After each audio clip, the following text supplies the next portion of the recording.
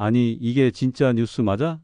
내가 평생 보던 KBS 뉴스 화면인데 왜 이렇게 이상하지? 그날 밤 저는 모니터 앞에서 한참을 멍하니 앉아 있었습니다. 화면 속 앵커가 또박또박 말하고 있었습니다. 가입비는 50만 원입니다.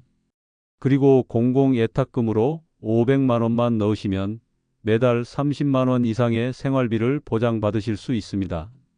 의료비 지원도 물론이고요. 그 말에 저는 머리가 복잡해졌습니다. 500만 원 제 손에 당장 낼 수 있는 돈이었습니다. 하지만 동시에 제 노후 자금에서 떼어내야 하는 큰돈이기도 했습니다. 대한노인지원협회, 조합원들에게 생활비와 의료비, 문화생활비 지원, 취업 우대까지 순간 마음이 혹했습니다. 제 눈앞에 나타난 건 노후를 위해 마련된 복지 혜택이었거든요. 무료인 좋아요와 구독을 눌러주시면 이런 이야기를 만드는데 큰 힘이 됩니다. 저는 올해 69세, 경기도 부천에서 살고 있습니다. 평생 회사원으로 살아왔고 퇴직 후에는 작은 철물점을 운영하며 지내고 있습니다.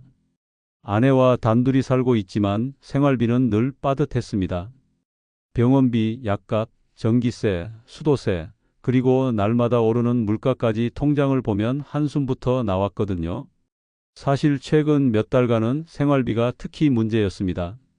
갑자기 아내가 잔병 치레를 하면서 병원비가 늘었고 철물점 매출도 예전만 못했습니다.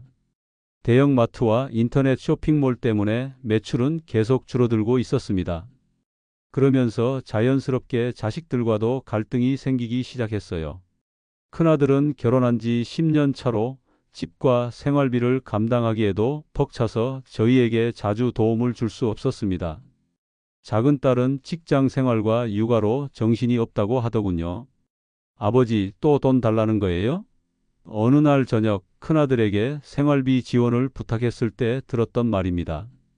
가슴이 먹먹했습니다. 자식들에게 부담을 주고 싶지 않았는데 현실은 저를 이렇게 만들고 있었거든요. 그런 제 앞에 나타난 것이 바로 대한노인지원협회였습니다. 뉴스 말미에 혜택을 강조하는 장면이 나왔고 화면 속 앵커의 목소리는 마치 제 고민을 해결해 줄 것처럼 느껴졌습니다. 생활비, 의료비, 문화생활비까지 지원한다고? 그 말 한마디에 저는 마음이 흔들렸습니다. 오랜만에 희망이라는 감정을 느꼈어요. 다음 날 아침 저는 사이트를 방문했습니다. 화면은 깔끔했고 정부 공식 사이트처럼 보였습니다. 상단에는 대한노인지원협회라는 이름이 큼지막하게 적혀 있었고 공공예탁금으로 돈을 맡기면 매달 높은 생활비와 의료비 지원을 받을 수 있다는 설명이 있었어요. 마우스를 클릭해서 더 자세한 내용을 봤습니다. 월 30만 원 생활비 지원, 병원비 100만 원까지 실비 지원, 문화생활비 월 10만 원 지원. 눈이 번쩍 뜨였습니다. 이런 혜택이 있다면 더 이상 자식들에게 손 벌릴 필요가 없을 거라는 생각이 들었거든요. 그런데 가입 조건을 보니 조금 이상했습니다.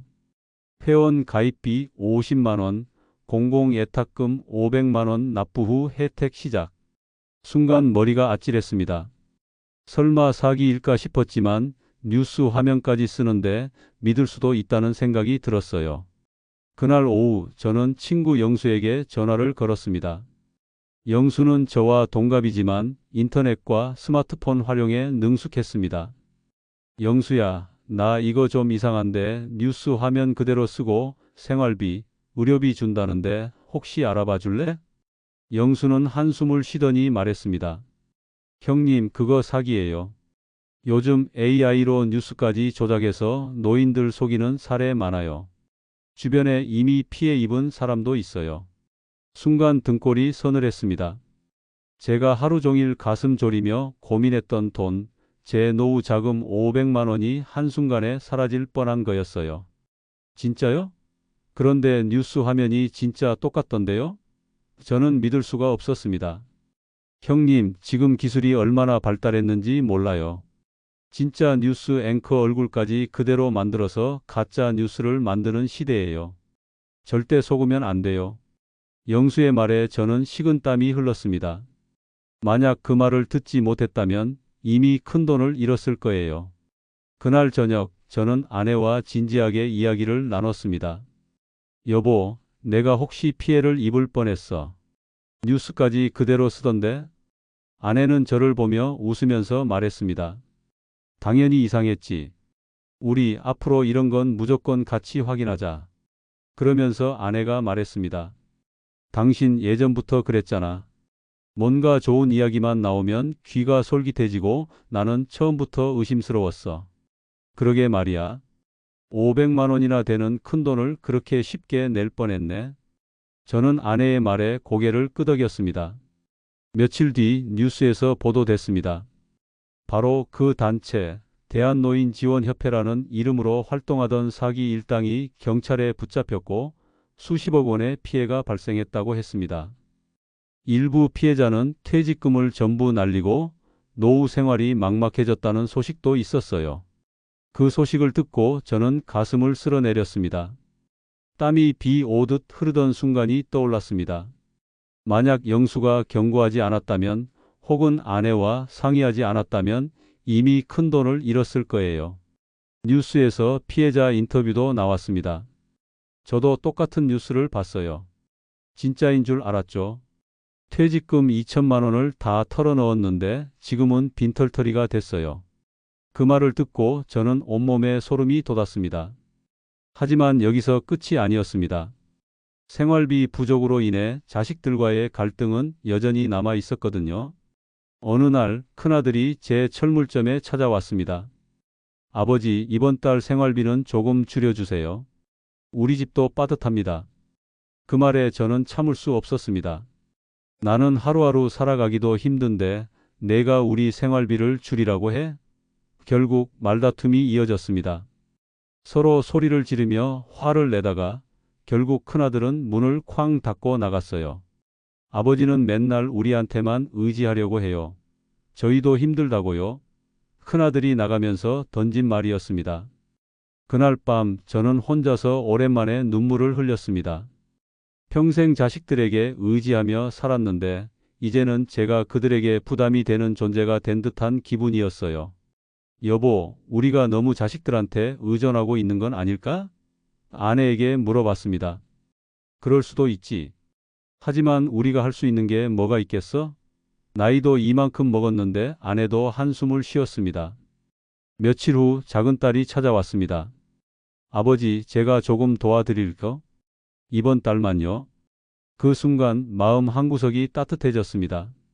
가족이란 결국 서로 돕고 의지해야 하는 존재라는 걸 깨달았어요. 딸아, 고맙다. 아버지가 너희들한테 부담만 주는 것 같아서 미안해. 제가 말했습니다. 아니에요, 아버지. 저희가 지금 있는 것도 아버지 덕분이잖아요. 서로 도우면서 사는 거죠. 딸의 말에 눈물이 났습니다. 그런 제 마음을 다시 흔든 것이 바로 그 협회 사이트였어요. 만약 제가 그곳에 가입했다면 자식들과의 갈등은 더욱 커지고 돈을 잃은 뒤에는 가족 관계마저 망가졌을지도 모릅니다. 생각해보니 제가 그 사기에 넘어갈 뻔한 이유는 단순했습니다. 자식들에게 부담을 주고 싶지 않은 마음, 그리고 경제적으로 독립하고 싶은 욕구 때문이었어요. 하지만 그런 간절한 마음을 노린 것이 바로 사기꾼들의 수법이었던 거죠. 나중에 알아보니 그 사기 단체는 정말 교묘했습니다. 실제 뉴스 화면을 그대로 복사해서 만든 가짜 영상이었고 심지어 정부 공식 사이트와 똑같은 디자인을 사용했더라고요.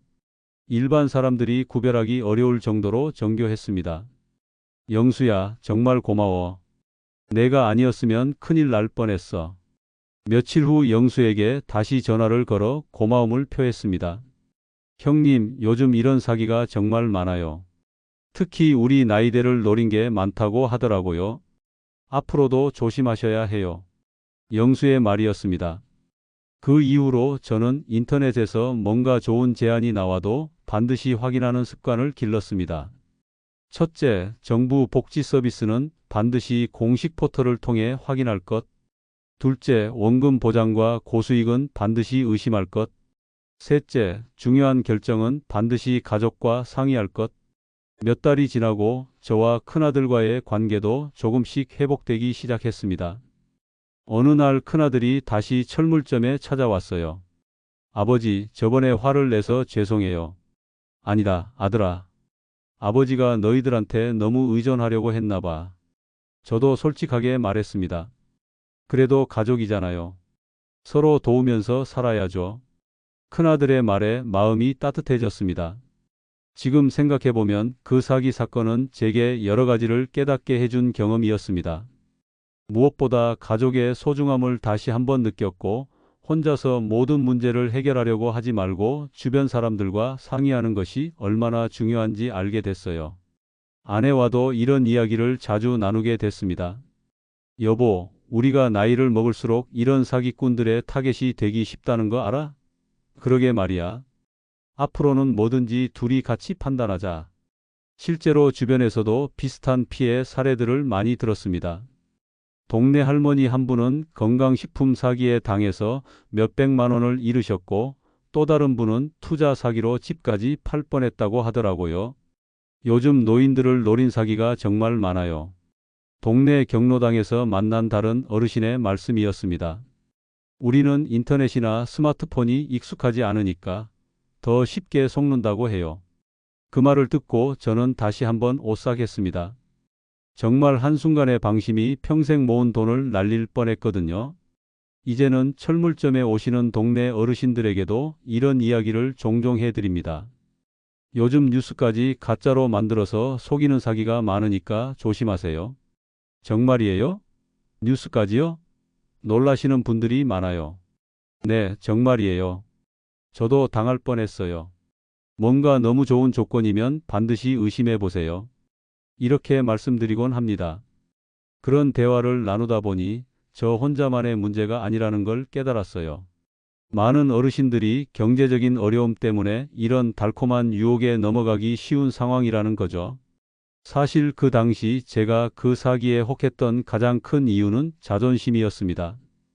자식들에게 계속 도움을 받는 것이 미안하고 부끄러웠어요. 그래서 혼자서 경제적 독립을 하고 싶었던 거죠. 하지만 지금은 생각이 바뀌었습니다. 가족이란 서로 의지하고 도우면서 사는 거라는 걸 깨달았거든요. 아내도 비슷한 생각을 하고 있었나 봅니다. 여보, 우리가 자식들한테 부담을 주는 게 미안하긴 하지만 그래도 가족 아니겠어? 서로 도우면서 사는 거지. 아내의 말에 고개를 끄덕였어요. 지금은 큰아들과 작은딸 모두와 좋은 관계를 유지하고 있습니다. 물론 경제적인 어려움이 완전히 해결된 건 아니지만 가족들과 솔직하게 대화하면서 함께 해결책을 찾아가고 있어요. 아버지, 이번 달은 제가 조금 도와드릴게요. 다음 달은 제가 할게요. 이렇게 자식들이 번갈아가며 도와주고 있습니다. 처음에는 미안했지만 지금은 고마운 마음이 더 커요. 그리고 무엇보다 중요한 건 제가 이런 경험을 통해 더 조심스러워졌다는 거예요. 인터넷에서 뭔가 좋은 제안을 봐도 즉시 반응하지 않고 반드시 확인하고 가족과 상의하게 됐습니다. 여보, 이거 어떻게 생각해? 일단 아이들한테도 물어보자. 이런 식으로 중요한 결정은 혼자 하지 않게 됐어요. 며칠 전에도 비슷한 일이 있었습니다. 문자 메시지로 정부 지원금 신청하세요 라는 내용이 왔는데 예전 같으면 혹했을 거예요. 하지만 이제는 바로 삭제했습니다. 이런 것들은 다 사기야.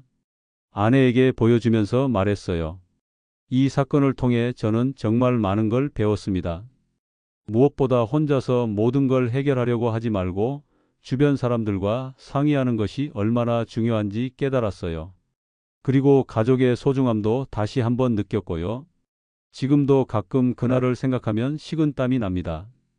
만약 영수의 전화를 받지 않았다면, 아내와 상의하지 않았다면 정말 큰일이 날 뻔했거든요. 500만 원이라는 큰 돈을 잃었을 뿐만 아니라 자식들과의 관계도 더 나빠졌을 테고 가족 전체가 힘들어졌을 거예요. 요즘에는 동네에서 만나는 어르신들에게도 꼭 이런 이야기를 해드립니다. 좋은 조건이 나와도 절대 혼자 결정하지 마세요. 반드시 가족이나 믿을 만한 사람과 상의하세요. 그러면 다들 고개를 끄덕이시면서 정말 요즘 세상이 무서워졌어요 라고 하세요. 정말 그래요. 예전에는 이런 정교한 사기는 없었거든요. 하지만 지금은 기술이 발달해서 진짜와 구별하기 어려운 가짜들이 너무 많아요. 그래서 더욱 조심해야 하는 거죠. 오늘 제 사연을 들어주신 여러분, 혹시라도 앞으로 그럴듯한 뉴스 영상이 나타난다면 반드시 확인하고 의심하세요. 저처럼 가까스로 피해를 피할 수 있습니다. 그리고 주변 가족과 솔직하게 대화하세요. 작은 갈등도 때로는 큰 피해를 막는 중요한 안전장치가 될 수 있거든요. 특히 우리 같은 나이대는 더욱 조심해야 해요. 사기꾼들이 우리의 약한 부분, 즉 경제적인 어려움이나 자식들에게 부담 주기 싫어하는 마음을 노리고 있거든요. 하지만 그런 마음을 이용당하지 마시고 오히려 가족과 더 가까워지는 기회로 만드시길 바라요. 여러분, 오늘 이야기 끝까지 들어주셔서 감사합니다. 무료인 좋아요와 구독 눌러주시면 앞으로도 이런 이야기로 찾아뵙는데 큰 힘이 됩니다. 댓글로 여러분의 생각이나 비슷한 경험도 나눠주세요. 서로의 경험을 공유하다 보면 이런 사기로부터 더 잘 보호받을 수 있을 거예요.